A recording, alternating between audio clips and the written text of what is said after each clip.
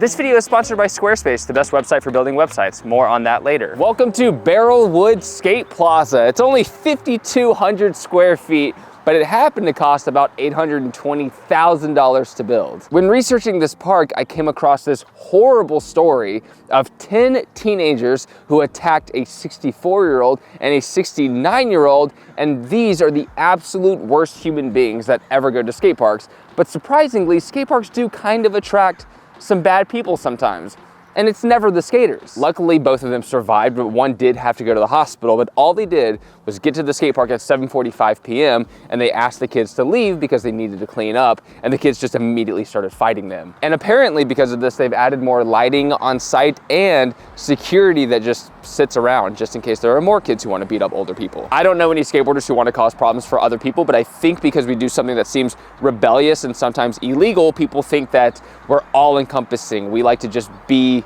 bad people. So I think people go to skate parks to find their tribe, and they just realize that everyone there hates them because they're assholes. I remember a kid came to my local skate park growing up to get into a fight in the woods, and he got beat up and his face was bleeding, and he walked by the skate park and everyone started booing him and telling him to never come back because getting into fights in the woods is just going to cause problems for the skaters later on, and then the local community and the cops are going to think that it's a place where people meet up to fight.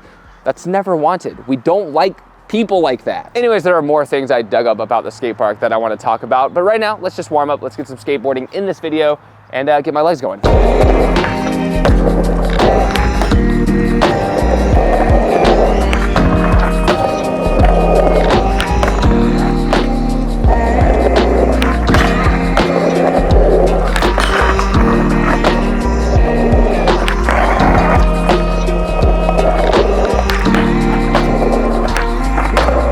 Struggling a little bit. This skate park was actually intended to be a bit smaller as well, but luckily the community fought for it. But it's still pretty small, and I feel like there's just a lot of the same sort of obstacle throughout.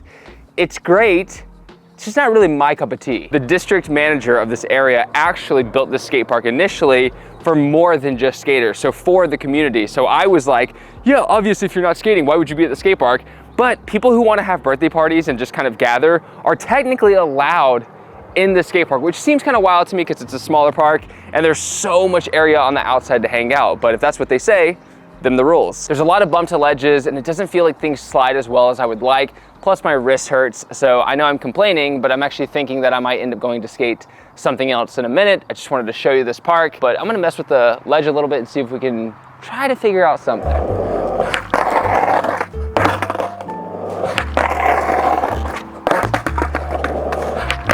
Dude, I quit. This is stupid. The ledge doesn't slide either. I hate the fact that like when I miss the crook and I get into a no slide, it's so sticky. Like why are these ledges so sticky here for slides?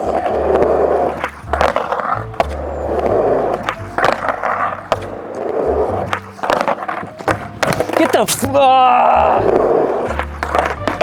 oh my God, that's like the sign to stop.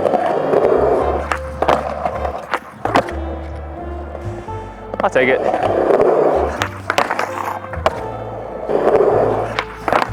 Why does it do that sometimes?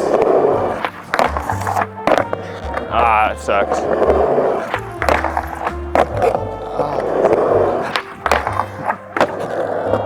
This park was actually built right during COVID, which is unfortunate because 2 days after it was built, they had to shut it down because people wouldn't social distance. And to navigate that, they tried to create sections of the day for certain kids to come. So elementary school kids come for 2 hours, and then middle school kids and then high school kids, like different parts of the day.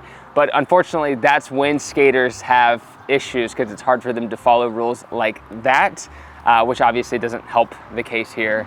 All in all, it's a pretty cool park. I wish I could have gotten more tricks, but I feel like we should just go street skate instead. So I'm gonna wait maybe a day or two for my wrist to heal, and then let's go hit the streets. But first, a word from our sponsor, Squarespace. Squarespace is the best and easiest website for building websites. It's essentially just drag and drop now that they have Fluid Engine. Plus, they have award-winning templates to choose from, so you don't need a design background to create an insanely pretty website. They also have email campaigns, which is the best way to engage with your audience because whoever signs up actually gets your notifications, unlike other social media platforms. They have blogging tools if you are a writer, and they also have great analytics for online shops. So if you're someone who's selling a product, the back-end analytics that tell you what's selling and what's not selling, etc., is incredible. I'd say the most shocking thing they have is that anyone now can create their own clothing brand easily because they work with third-party websites that actually distribute the clothes for you. So all you have to do is design, and then they'll create the models and the mock-ups of people wearing your designs, and you can just build the site through that. It's very cool and easy. The last thing I want to mention is memberships. So if you're someone who has a skill that you want to sell or like a course you want to build,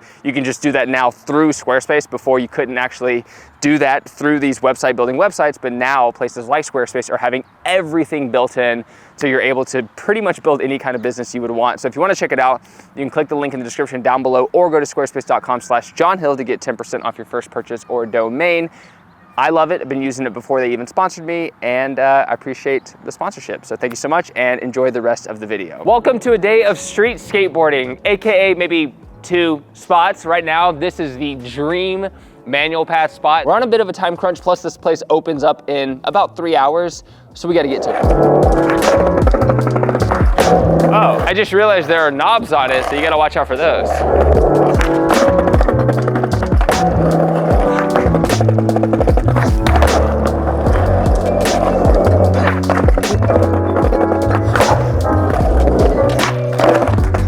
And then I started trying sort of the basic version of the hard trick I wanted to do, which was a fakie frontside flip nose manual. And yeah, it took a while just to do that.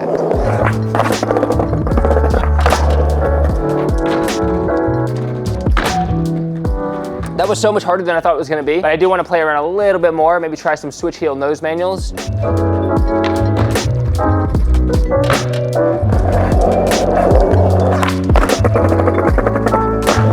I did the switch heel nose manual and I wanted to try fakie heel out, but after trying a couple, it just wasn't working. And right about then, a security guard came out and kicked me out, and he was like, "You have one more try." So I used that one try to try to skate this very sketchy thing. There's a 2-story drop to the left. Obviously, if I'm just leaning right, I'm not gonna fall back off the cliff, but I set up 3 angles, and I don't think he expected me to skate that. But I was like, well, he said I have one more try, so why not?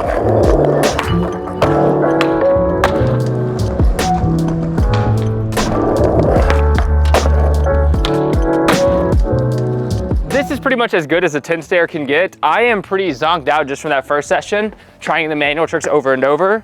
But if I can somehow get my energy back up, this would be fantastic. The Bondo job is perfect. The run-up's perfect. The landings, it's like a perfect 10 stair.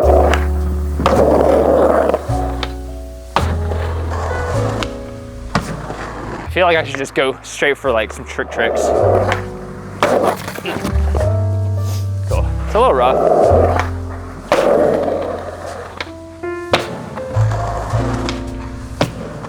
We got 2 tricks down. All right, switch ollie. There we go. Man, this is like perfect though. That's why I'm like, I gotta do something. What happens? Okay, oh my God. That was so bad. I feel like I'm tired and I'm like really forcing myself to do this. Could've landed that. Actually wasn't bad at all. So varial heel, a 10 stair. Let the battle begin.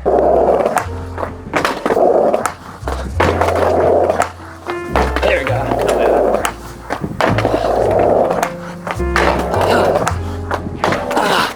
Dude, I could literally do it every try. It's like, oh, I don't feel good. I could have done that one too.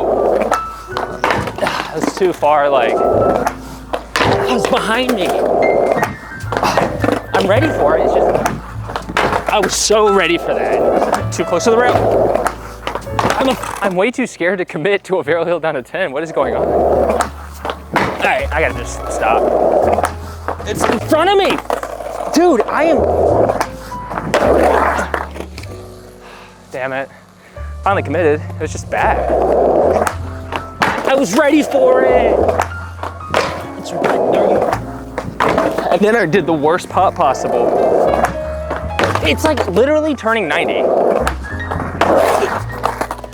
I'm annoyed. Why am I clipping when I finally commit? Primo. I was literally primo.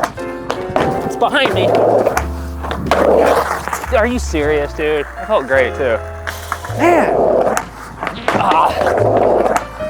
I'm so ready for it. Why? I hate.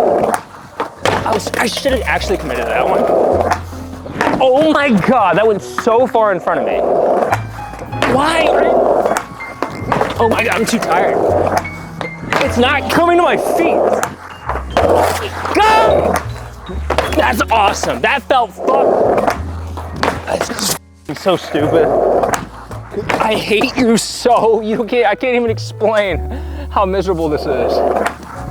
No. Dude, just give me a barrel heel, Jesus. This is crazy, dude. It's underfoot. So ready for it. Why was I leaning back?